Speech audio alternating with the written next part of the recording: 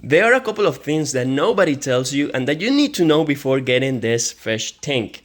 And those are very important things that you have to know to make sure this is going to be the right fit for you. I'm going to start with the first one, and it's this. This tank comes with an edge here, which is great if you want to put a lid on, but it can be problematic sometimes.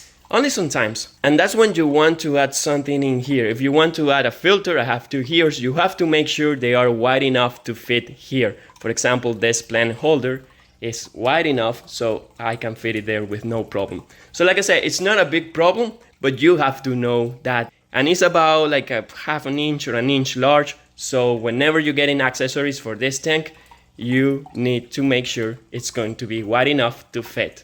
The second one is that you're probably going to see a lot of silicone there when you first get it, and it might not look really good, but that is actually a great thing.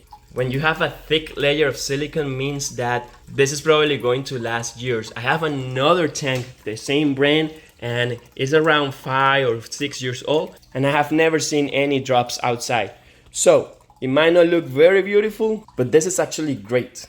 And to be honest, when you zoom out and when you have a lot of elements in your tank, you're probably not even going to pay attention to that.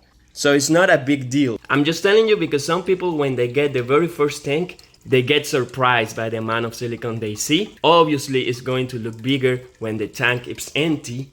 But like I said, if you zoom out, you're probably not even going to pay attention to that. Third one, this is not a frameless tank. You have a frame here and here.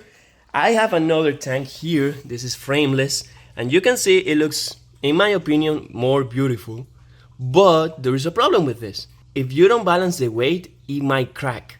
That's not going to be a problem with this one. I actually like the frame and it makes this tank stronger. So it's going to be way more difficult to crack and you can put it right on top of your furniture. With other tanks that are frameless, you probably will need to get a base or something there like a special foam to balance the weight.